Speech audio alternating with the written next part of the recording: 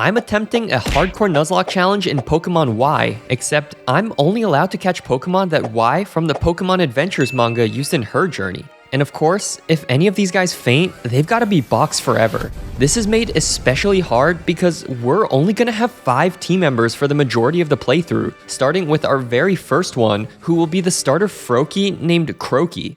In the manga, while X chose Chespin as his starter, Y instead went with the water type as her partner. He evolves into Greninja later on, the best Pokemon to come out of the X and Y games, so we're gonna have a strong team member for the Elite Four, as long as we can keep him alive. You know, it'd feel like we're a closer crew if we call each other by nicknames. Shut your goofy ass up. But sure, you can call us Yvonne, since that was her full name in the manga. So after taking out Shauna with a few bubbles, we can make our way through the first route to catch our other encounter for this section, a fletchling named Fletchy. Fletchy was actually Y's very first Pokemon, which she evolved into Fletchinder later on in a Sky battle, but they finished their journey together at level 34 and never evolved into Talonflame. Since we only need one more level to evolve, once we hit level 35, I'm gonna allow this evolution as a natural progression to her journey, cause, like, what's a Fletchinder supposed to do in the Elite Four? And with our 2 team members, we can clear our way through Santaloon Forest, and okay, I gotta hand it here. The rivals walking around us is really cool. We make it out in one piece, arriving in the next town and home of our very first gym challenge. Viola is the bug type expert, but with Fletchling on our team, I wasn't worried at all. Fletchy takes out not only her lead Surskit, but also finishes off her ace Vivillon with a few pecks, getting us a very quick and easy badge number 1. And with our first badge obtained, we can basically catch the rest of our team now, but we've got to make our way over. Our first stop is the Parfum Palace, where we help catch their Furfrou and watch a fireworks show as a thank you. The entrance fee will be $1,000 per person. Yeesh, this is how the rich get richer. Well, they get richer because they use loopholes to avoid paying taxes, but you're close enough, Shauna. So with the Snorlax taken care of, we can head through Connecting Cave and arrive at Route 8, which just happens to be the home of our next encounter, an Absol named Sol. Absol was caught in the same chapter that X caught as Pinsir, and the 2 of them would Mega Evolve at the same time later on. We also have access to Glittering Cave, but we need to ride on Rhyhorn to make our way over. It's a little spoiler for our next encounter, as inside the cave, we can catch a Rhyhorn named Rai as our 4th team member. Rai, I've got some problems with Rai. So he started as the racing Pokemon, kind of like how in the games you have a Rhyhorn chilling outside your house, but later on, Y decided to officially keep Rhyhorn on her team. He would help in fighting off Team Flare, but they ended their adventures at level 42. And guess what level Rhyhorn evolves? That's right, exactly 42. So canonically, I won't be evolving into Rhydon or Rhyperior, since that shows Y must have hit the B button on the evolution screen and didn't want him to evolve further. We have one last encounter before the next gym, and that's gonna be an Eevee named Vivi. In the manga, Y really wanted to evolve for Eevee, but since the Pokemon Ami stuff was still pretty new, she couldn't figure out how to do it. Later on, while Y was flying in her wingsuit, Team Flare ambushed her with a Sliggoo, and Vivi was the only Pokemon who could help. In the heat of the moment, she evolved into Sylveon, and thanks to her fairy immunity, she completely walled the Sliggoo to take him out. That's all our encounters for the run, so we can head into Silage City for the next gym badge. And getting Sylveon would be great for this upcoming fight, since we'd have a super effective matchup into his Tyrant, but unfortunately, we caught this guy at level 20, meaning he doesn't have any fairy moves to let him evolve. So as Grant leads with Amora, we have to call on Croaky to counter him with our super effective Water Pulse. Amora does put up a good fight, but that's nothing our starter can't handle as we finish off his lead. Tyrant comes out next, who tries to paraflinch us with Bite, but that actually puts us in Torrent range and lets us fire back with a superpowered Water Pulse. It does a good deal of damage, but we can't stay in anymore. I bring out Absol, and thanks to our higher stats from being a single stage Mon, we can outspeed and fire off a Stab Bite to finish off his final Mon, winning us the battle and letting us collect badge number 2. Before we continue, I have something very important to say. There have been some recent reports of the Masked Man from the Johto arc popping up all over the world. Eyewitnesses claim he is specifically targeting non-subscribers of the MagnusPKMN channel. By the looks of it, 11.5% of you are safe. However, if you are in the 88.5% who are not subscribed, I urge you to please subscribe quickly for your own safety. Thank you. The next destination we've got to head toward is the third gym, and the gym leader herself actually comes to greet us as we're walking over. We can take out our Lucario pretty easily, but fun fact, she doesn't even use Lucario in her gym fight. If she did, then it would give us a little more trouble, but with her current lineup, it's gonna be a quick and easy sweep. Vivi evolves into Sylveon too after learning the fairy move Charm, so with an extra resist on her team, we've got this fight in the bag. Korrina starts with Mienfoo, but Fletchie can learn Aerial Ace, so we can very easily one-shot her. Her second Pokemon is a Machoke, who's carrying the quad-effective Rock Tomb, so this is a matchup I can't really risk. Instead, we can bring out Vivi to drop his attack with Charm, neutering him to -6 before we send Fletchie back out to take him out with Aerial Ace. And that just leaves Hawlucha, but it's a total Fletchie sweep as we just two-shot her ace, giving us a super easy badge number 3. With Korrina recruited, she pulls us to the Tower of Mastery for the Mega Evolution side plot, but we can't even utilize it in a run. Our only viable Mega Evolution is Absol, but the Absolite is a post-game item, so we can't use that. And obviously, Mega Greninja doesn't exist yet, and even if it did, I'm not doing your stupid paywalled Nintendo Online to unlock it.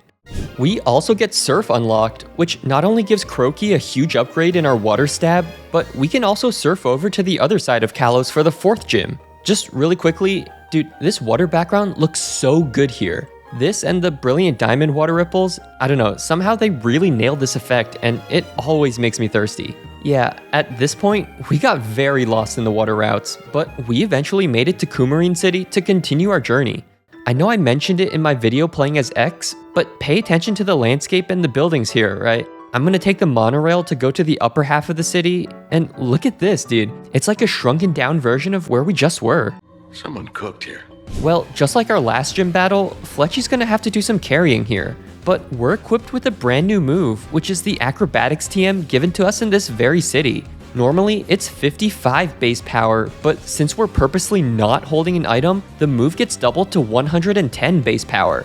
So Jumpluff gets one shot, Go-Goat actually tanks it on a sliver, but he takes himself out with takedown recoil. And lastly, Weepinbell, I use this chance to get some roosts in, but he also gets one shot, wrapping up a very straightforward badge number 4 and making that half the Kalos region left to conquer.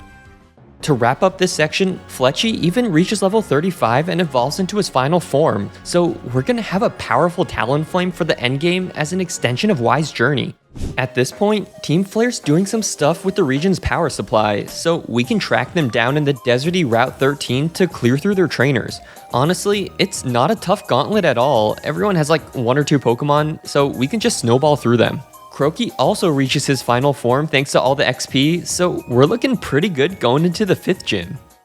And since we solved the Team Flare issue, the power comes back to Lumiose, so Clemont finally opens his gym for us. Rai helps us clear through all the trainers, and we're gonna need to rely very heavily on him.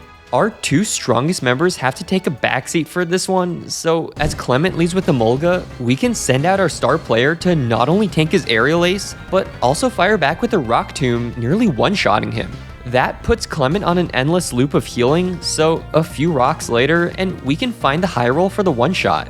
That brings out Heliolisk, and since he's carrying Grass Knot, we have to be really careful. We can bring out Vivi as a safe option, and fun fact here, Grass Knot actually procs our Rocky Helmet. A couple Moonblasts later, and we can win this 1v1, leaving only his Magneton. But that's a safe switch for Rai to come back out and break the sturdy with a Rock Tomb, lowering their speed and letting us outspeed to take him out with a Dig, winning us our 5th gym badge. We can make our way through the swampy Route 14, including stopping by the lone house here to talk to this random old man. I remember the first time I came here, I was pretty confused what this was about. I don't think it's mentioned anywhere else. It's just like a random spooky story. A horde of faceless men, ooh. Now then, since I told a wonderful story that will always haunt you, would you be so kind as to tip me? This guy was just hustling. Would you like to give a tip? So I'm gonna pay you $100 to fuck off. If you don't, you might see something really scary. He's pulling his cock out! Well, after escaping that freak show, we can arrive at Lavera City for the next gym challenge. Lavera is kind of an underrated city. Like, this is definitely the predecessor for Balanlea, right? With the fairy mushroom kind of motif going on. Either way, it looks really nice and homey. What's not homey though is the next gym battle, which takes place in this creepy dollhouse environment. Valerie's the gym leader here, and she specializes in fairy types as we're leading with Fletchy. We don't have the best team to deal with her fairies, but at the very least, we can use our super effective flame charge to two-shot our lead without taking too much damage. Mr. Mime comes out next, but we can use our no item boosted acrobatic strategy again to take her out. She does manage to set up a reflect, so it takes a few more turns to break through that defense boost, but with Roost to keep us healthy, we can stall out the 5 turns of reflect to finish her off. And that only leaves her Sylveon, but we can go into our own Sylveon for the mirror matchup to take her out with Moonblast, winning us our 6th gym badge. With the gym cleared out, our next stop is the Pokeball Factory to stop Team Flare from doing whatever it is they're trying to do this time. I swear, every evil team just has to show up at some random industrial place, like Team Rocket with Sylphco and Radio Tower, Team Aqua with the Weather Institute, Galactic with, I guess, the Valley Windworks building. I don't know if you count the Eterna or Veilstone ones, because those are kind of like their corporate buildings. Oh, and also Plasma with Cold Storage, and the entire Pokemon League if you want to count that. Fun fact, you actually don't need to battle a single grunt here. You can just walk straight past them. Like, they're trying to take over a factory, but if you avoid their direct eye line, they just let you go. Hey, I'm not complaining, you know? Less battling means less chances for a random crit. We make our way to the end of the factory, where we are face to face with the Team Flare admins. After a quick team up with X to humble them, we get rewarded with the Master Ball as a thank you. We won't be using it immediately since this is gonna be our final team, but we do have a good use for it coming up. With Team Flare taken care of, we can move on to Route 15, and man, the autumn colors here really look amazing. Especially the upscaled graphics here on my very real Nintendo 3DS. The orange trees, the leaves on the ground, it's easily one of my favorite routes in the entire game. And then, just a few minutes later, we're suddenly on the snowy Route 17, clearing through the snow on the back of a Mamoswine through a full-on blizzard. I gotta be real here, the biome shift is pretty jarring. Like, 5 minutes ago, we were in pumpkin spice mode, and now I'm freezing to death on the back of a Mamoswine. But I will hand it to Game Freak, each route has a really strong personality, and they are genuinely memorable. It's just too bad the games themselves aren't really that memorable, am I right? Well, that brings us to Anastar City, which also happens to be the home of our next gym challenge. This one's led by Olympia, the Psychic type expert, and with 2 Dark types on her team, I'm feeling pretty confident about this one.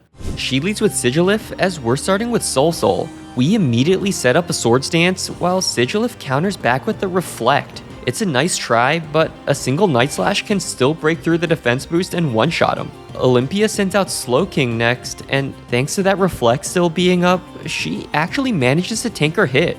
Luckily, she's only got Power Gem to hit us, so on the turn she heals, I take the opportunity to stack a second Sword Stance. That guarantees that our Night Slash will one-shot him now, and for her Ace Meowstic, it's of course another simple one-shot, giving us a quick and easy Absol sweep for badge number 7. Before we can grab our final gym badge, we've got some unfinished business to take care of. It's about time we finish off Team Flare for good. They've been scheming in the background for a while now, so we've got to track down their secret hideout in this random-ass cafe in Lumio City. Thank God they put that little red circle with the flag on the mini-map starting in Gen 7, because I think I visited every cafe in the city before finding the right one. Turns out, it's this random grunt outside the cafe that's supposed to hint that. Maybe I'm just slow, I don't know. Behind this bookshelf, we can find the entrance to their secret base and make our way towards the heart of their operations. Lysander is here and tries to stop us, but since this is his downgraded team compared to the one later, I'm gonna skip over this one and continue through the spinning tile maze, which is honestly the real difficulty of this section. On our way down, there are a few battles against the Team Flare admins, but at this point, our level caps jump so high that none of them are really much of a threat. We reach the bottom of their headquarters, and we even find AZ locked up here. With him being canonically 9 feet tall, I'm just imagining Team Flare struggling to contain him and put him in their car. Look, I'm under what? Have a look at the headlock here. See that chap over there? Get your hand off my penis! This is the bloke who got me on the penis before. Why did you do this? What is the charge? Eating a meal? A succulent Chinese meal? How dare get your hands off me? Ta-ta! And farewell.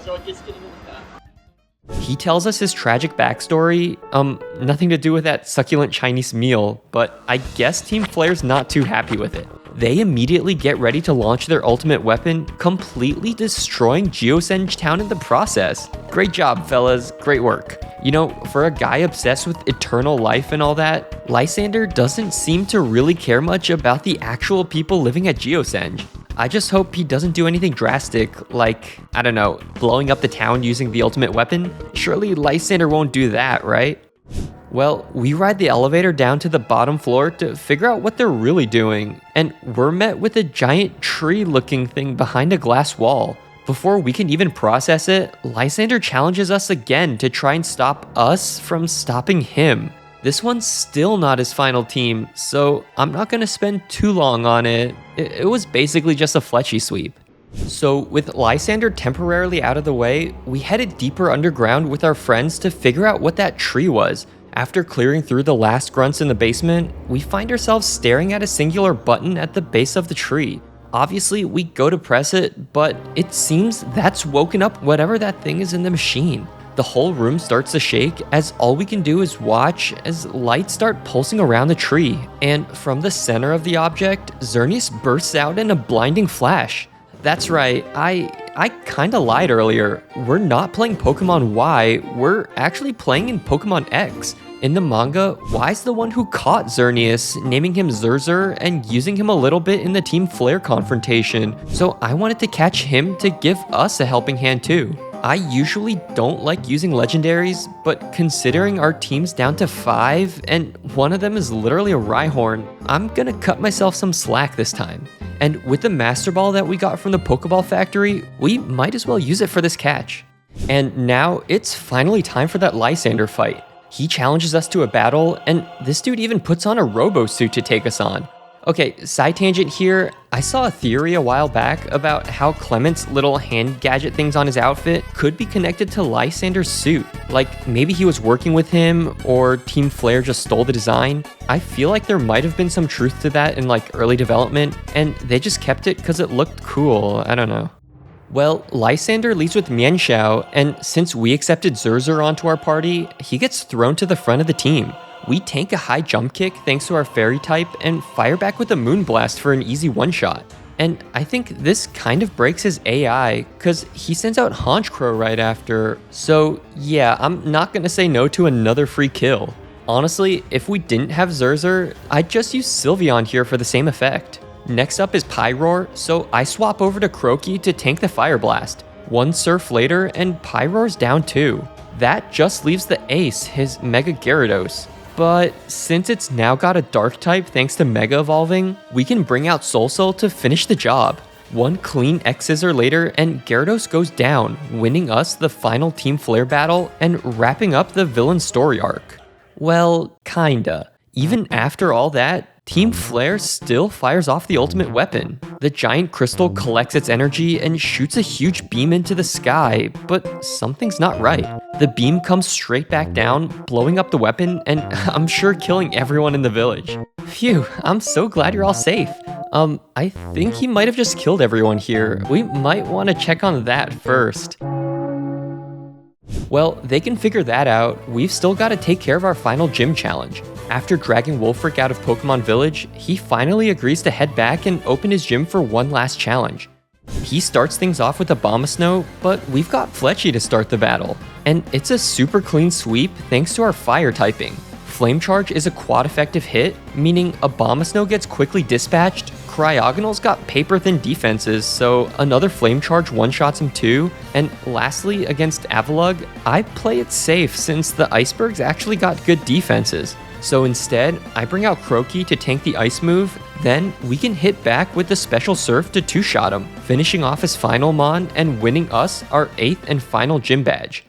And that is basically all we've got to do before we head in for the final gauntlet ahead of us. Victory Road is not a problem for us, and neither is the final battle against X, meaning we've got nothing left to do but head in and take on the final gauntlet of the run. And truthfully, we've cooked up some really devious strats for these guys. The first one I took on was Malva, honestly for that free XP. Croaky starts the battle and sweeps through her entire team, taking out Pyroar with a Scald, outspeeding Talonflame thanks to our level up for another one-shot. Torkoal obviously gets outsped in one shot, and lastly, Chandelure is double weak to both our Water and Dark Stab, making that a very easy first battle. The next one I decided to take on is honestly a little weird, since I usually save this one for last, but since we've got 2 fairy types on our team, I felt pretty safe to knock it out. Drasna starts with Dragalge, but Vivi actually learns Psyshock via TM, so we can take out her lead pretty easily. And then the rest of her team falls very easily to a couple Moonblasts, including her Altaria, her Noivern, who I thought would put up a better fight, and lastly her Druddigon for the final one-shot, making that our second Elite Four battle taken care of. The third one I chose to do was Wikstrom, since we've got a good answer to his steel types with our Talonflame. Flame Charge is kind of a weak move, but factoring in the stab and the super effective, it's not that bad. Klefki can't touch us either, so we can finish him off in a few turns as Wikstrom then sends out Probopass. This one actually does put a stop to our plans, since he's got Sturdy to always survive a hit, and also Power Gem to hit us for a quad effective hit. Instead, we bring out Croaky, who can tag him with a decent Surf, but an unfortunate discharge does get the para. Still though, Absol can tag in and finish him off, but then that baits out Aegislash. He's in his shield form, so it'll be tough to break through that. So we instead go into Sylveon on the guaranteed Sacred Sword, and with the weaker Blade form baited out, we can take him out with a Shadow Ball before he can use Iron Head. And that's what I mean with a bad AI. Like, if this was a human, then he just used King's Shield to switch forms, but the AI probably saw a kill with Iron Head and went for it. Well, that only leaves Caesar, which Fletchy can come back in to clean up, putting us at 3 down with only 1 to go. We've saved the most awkward matchup for last, as we're facing off against Seabold and his water types. We don't have an easy matchup for his team, but what we do have is a Xerneas. A Xerneas with a certain overpowered move and held leftovers. By using Geomancy, we can double not only our special attack and defense, but also our speed, allowing us to outspeed everything on his team. Clawitzer gets one-shot by a Thunderbolt. Gyarados, of course, since he's quad weak, gets one-shot. Barbaracle, honestly, I had to do a double take because I thought this was shiny, but he also gets outsped and one-shot. And lastly, his Starmie also meets the same fate, winning us the battle with an admittedly pretty overpowered strat, but that's the only time I'll abuse it. With all 4 members defeated, the big doors swing open as the final chamber is available to us. We head in with only 1 objective left: to defeat the Antha and become the new champion of Kalos. The floor rises up as we're suddenly face to face with our last challenge. After this battle, that's gonna be it with our team, so let's make it count. The Antha starts the battle with Hawlucha as we're starting with Vivi to directly counter her. She seems to want to set up with Swords Dance, so we can go aggro with Moonblast for the first KO. She then immediately sends out Tyrantrum, I guess still on that broken AI from before. So yeah, I'll take a free second KO in this final fight.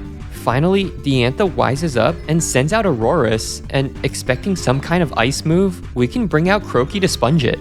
Instead, she sets up a light screen, meaning our Scalds are gonna do less damage now, so I've gotta play around that. I know she's trying to use Thunder here, so we can safely bring out Rai, who's just been chilling in the back to be immune to it. Then, of course, she's not going to use Thunder again, so we can bring out Croaky, then back into Rai on the Thunder again, rinse and repeat until the light screen finally wears off. One last switch into Croaky, and we can finish off our Sauropod with a Scald, making that 3 down with half our team left in our way. The Antha sends out Gudra next, so that's a pretty easy switch into Zerzer to take her out with Moonblast. Look, I promised no Geomancy this time, and I'm gonna stick to that. Gourgeist is the penultimate Mon, so we can bring out Soul for some action, as a single Night Slash is another easy one-shot. And that only leaves 1 final Mon. Gardevoir hits the field, copying our pressure ability and ready to Mega Evolve, and we've got to make a decision here. This Pokemon can hit half our team for super effective damage, so 1 wrong switch and we could easily lose a team member. Since this is definitely Moonblast though, I decided to bring out Fletchy so we could use some rare tech. Steel Wing is not a very common move in Nuzlockes, but it is still a 70 base power steel move that we can utilize for big damage. It's not enough for the one-shot, meaning Gardevoir can hang on and fire back with a Thunderbolt. And Fletchy hangs on. We survive with only 5 HP, and not only do we live, but we dodge the para, meaning with one more Steel Wing, we can finish off her final team member, winning us not only a well-fought champion battle, but also winning us the entire run. Hey, thank you so much for watching all the way to the end. If you're looking for your next video to watch, I would highly recommend this manga playthrough. I promise if you like this video, then you'll like this one too. A huge shout out to my channel members. It's only 99 cents a month and you get your name included at the end of the video. Alright, that's all I've got. See ya.